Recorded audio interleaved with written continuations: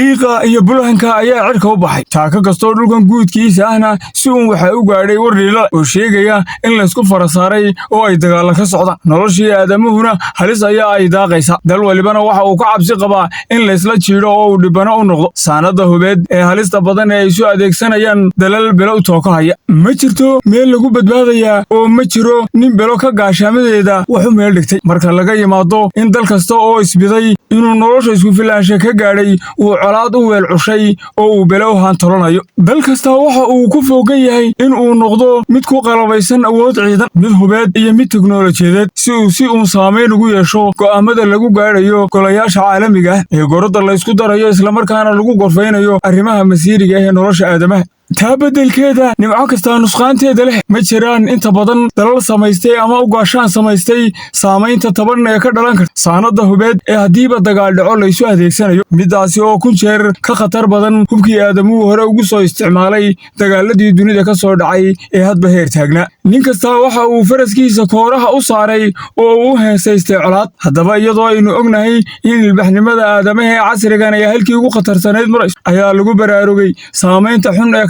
haddiiba ay gumucyada nukliyeerka khatarta ahi ka baxaan faraha aadamaha waxa laga yeelayo khubarada u ololaysa baabiinta iyo ka tanaasulidda hubka khatarta badan ee aadamuhu casrigan isugu faanay ayaa sheegaya in 3 dal oo keliya oo ka mid dalalka 200 ee wadda gaadhaya ee dunida ay kuna nool yihiin bulsho lagu qiyaasay in ka badan 7 bilyan oo ruux ay suurtagalka tahay inay ka badbaadaan masiibada ka dhalan karta haddii ay faraha ka baxo hubka khatarta ah ee aadamuhu isugu goodiyayo aynu waddanka koowaad ee beleda ka gaashaan samaystay soo qaadane waa dal 200 ee sane ee ugu dambeeyey la sheegay inaanay bulshadiisu wax dagaal ah la gelin dalalka dunida mid la deris ah iyo mid ka durugsan toon ma jiraan wax dagaal ah oo xataa gudihiisa ka dhacay xilli kasta waxa uu dalkani ku jiray xaalad deganaansho ah oo dibadda ka ah wax dagaal ah Switzerland waa dalka koowaad ee aynu warbixinteenna ku soo qaadanayno daawadayaal waa dal ku jira gadoon juqraafiyadeed oo aan wax heeba lahayn kuna yaal bartamaha qaaradda Yurubkaasi oo derisla dalalka Germany, Talyaaniga, Austria iyo Faransiiska waxaa loo aqoonsan yahay dalka ugu dhexdhexaadsan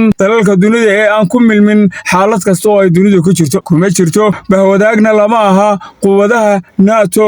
ee uu horboodayo Mareykanka iyo Faransiiska iyo boqortooyada Ingiriiska iyo midda bari ee Ruushka horkacayo arrimaha la sheegay in bulshada dalkani caynta u noqon karaan ee ay ku badbaadi karaan haddii dagaal weyne dunidu ku fidaa dhaco ay ka mid yihiin qaabka juqraafiyadeed ee dalkaasi kaasi oo ah waddan ay ku hareeraysan yihiin buuralayaan ciyaar lagu geli karin islamarkaana ay laa kasta iyo buur kasta ku diyaarsan yihiin habdifaaceed ay ku rakiban yihiin hub u diyaarsan difaaca dalkooda wadda kasta mid dhulka guudkiisa marta iyo mid dhulka hoostiisa marta waxay u samaysan yihiin in rimuud lagu maamulo oo ciddii soo gasha lagu qarxiyo islamarkaana lagu gaadoomi karo waa in haddiiba uu cadow soo hungureeyo oo uu cagta soo dhigo ciidda waddankaasi qodobka saddexaad ee dalkan Switzerland ka dhigaya mid ay bulshadiisu ay ka badbaadi karaan haddiiba laysu adeegsado hubka nukliyeerka ee khatarta maadaama uu dhexda ugu jiro 2 quwadood oo haysta hubka khatarta badan ee nukliyeerka 95%. Switzerland waa dalka kaliya qorshaha ku darsaday bulshada dalkiisuna u diyaarsan yihiin qorshe ballaadhan oo lagaga gaashaamanayo khatarta iyo saamaynta taban ee ka dhalan karta hubka nukliyeerka haddii uu faraha ka baxo guryahani loo yaqaano nuclear shelters ee lagaga gaashaamanayo khatarta nukliyeerku waa mid ku lamaan qorshe kasta oo guri lagaga dhisayo dalkaasi kaasi oo hoy kasta oo dalkaasi ku yaala uu ku lamaan yahay guri kale oo gaashaan u ah ka hortegidda masiibada nukliyeerka sanadii 1978 waa markii ugu horeysay ee sharci qaran oo waajib ku ah laga dhigay muwaadiniin kasta oo reer Switzerland inuu dhiso guryahani 50% bulshada dalkaasina waxay u diyaarsan yihiin inay leeyihiin hooy ay ka geli karaan haddii uu qarxo dagaal nukliyeer lagu hoobto taa macnaheedu waxa weeye bay leeyihiin in dadka reer Switzerland ay xataa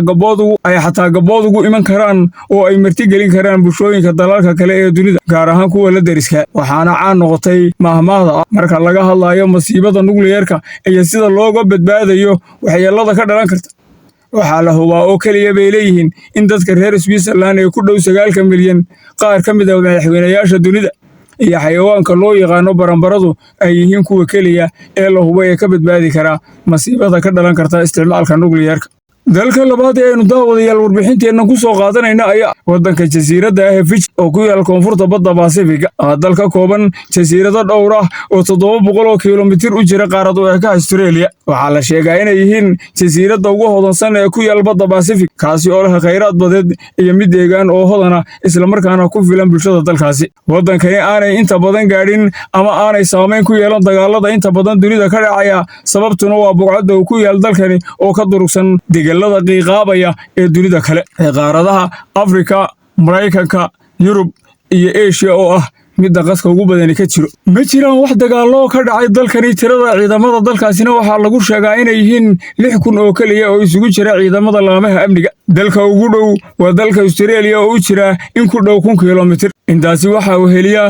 labada jasiiradood ugu weyn dalkaasi ee Fiji ee ay dhacdo u taal isla markaana la degan yahay ay ku hareeraysan yihiin in ka badan 300 oo jasiiradood oo ayba adag tahay in cadow ku soo gudbo istiraatiiji ahaan. dalkani jasiiradda ayaa dhaqaalihiisu ku xidhan yahay dalxiis, maadaama uu leeyahay xeebo iyo jasiirado aad u qurux badan iyo sidoo kale tabcashada beeraha. waa mid ka mid ah jasiiradaha ugu wax soo saarka badan dunida. intaa waxaa uu heliyaa waxaa loo aqoonsan yahay jasiiradda ugu baaxad badan dunida, taasi oo dhaxal siisay inay bulshada dalkaasi ka kalluumaystaan biyo badeed kumanaan mayl oo hodan ku ah noocyada kala duwan ee kalluunka. arrinka ugu weyn ee mushkiladda ku noqon kara ayaa ah bay leeyihiin haddiiba dagaalweyne nuclear laysu adeegsaday dhaco inay ka go'aan xadhkaha qaada kebilada internetka dunida, iyagoo ka xog la'aan doona cidda guulaysata. waxba kama gelin mar hadday badbaadaan. ciddaa muhiimah malaha dhib iyo dhiilo uunbuu kala maqan yahay. waddanka saddexaad ayaa ah mid aan sidaa uga sii fogeyn jasiiraddan Fiji, waddanka adduunka ugu degan uguna amniga badan kuna yaal baro lagu badbaado waa New Zealand. sababta uu dalkani u noqonayo dalka saddexaad ee ka badbaadi kara masiibada nuclear-ka ayaa isna ah 3 qodob oo aad u muhiim ah. waa midda koobaad waa dal jaalla ah dalka Fiji oo ay ku wada yaalaan isku dhul juqraafiyeedkaasi oo u jira 1,600 oo kiiloomitir isla markaana ka fog dunida kale ee dagaaladu halakeeyeen, kaasi oo leh kheyraad dabiici ah. waa mid ka mid ah dalalka dunida ugu hodansan oo waddanka laxaha waxaana ku nool idaha adduunka ugu badan ee dal leeyahay. waa waddan ay juqraafi ahaan ku wareegsan yihiin buuraley uu baraftangeego. ta kale ee cayntada u ah dalkani haddii dagaal dhaco ayaa ah nidaamka siyaasadeed ee arrimaha dibadda dalkaasi oo aan ku milmin midda dunida kale ee xifaasha, isxulafaysiga iyo xasaradda ku dhisan. fogaanshaheeduna wax muhiim ah uma laha dalalka awoodda hubeed leh ee falkiyaxanka iyo xasarad. saddexdaa haddaynu cid soo raacino oo ka dhigno 4, waddanka soo raaci kara ee ka badbaadi kara masiibada nuclear-ka waa waddanka loo yaqaano Iceland oo ku yaal bartamaha badda Atlantiga ee dhanka xiga cidhifka Arctic ee galoobarka waqooyi ee dunida, kaasi oo u dhexeeya wadamada England oo u jiro 100 mayl xagga koonfureed iyo jasiiradda Greenland. waddankan ayaa la sheegay in aanay kaba qasnayn, kaasi oo ay 3 arrimood oo badbaado u noqon kara haddiiba dagaalweyne lagu hobtaa dhaco. waa midda koobaad waa dal sidii dalalka aynu hore u soo sheegnay Fiji iyo New Zealand ka fog Yurub iyo Mareykanka oo dhul ahaan waa meelaha inta badan ay dagaaladu ka soo gaadhi karaan. waa midda labaad waa dal leh kheyraad ku filan iyo dhulka dalkaasi oo inta badan iska cidla, isla markaana 8 qof ba ay ku soo hagaagayaan 1 kiiloomitir. taa macnaheedu waxa weeye bay leeyihiin xataa inay qaabili karaan bulshooyinka kale ee soo barakiciyaan dagaalada. waa midda saddexaad ee noocay u tahayba iltamareed kasta oo dalkani lagu isticmaalo ayaa ah kuwa dib loo cusboonaysiin karo. iltamareedyada oo waxa loo yaqaana thermal energy waa biyo kulul oo ka soo hirqanaya goobo badan oo ku yaal dalkaasi oo dawo ahaanba xataa loo isticmaalo oo bulshooyinka kale ee dunida u dalxiis tagaan. waa iltamareedyada laga dhalinayo heerkulka ka soo baxa dildilaacyada, godadka ceelal moodo iyo harooyinka qiiqaabaya, kuwaasi oo ay sababayaan falgallada kiimikaada ee cureyaasha sababaya foolkaanaha ragaadsamay, kaasi oo ay u beddelaan hiid iyo kulayl isla markaana ay u adeegsadaan kulaylka qaboojinta iyo in xataa koronto u isticmaalaan. waana ta ka dhigaysa inay dunida kale ka maarmaan oo xataa haddii wax kasta ay istaagaan ama ay suuq u galgalaan aanay warkooda ahayn. dunidu uma baahna xasarad iyo colaad. nabad wiil baa ku dhinta, dhaqaalaha ku burbura, nololina kuma dhisanto. taa beddelkeeda dagaal waa basaas, burbur iyo barakaca beddelkeed waxba laga dheefin. nabadina waa door lagu badbaado oo badhaadhe laga dhaxla.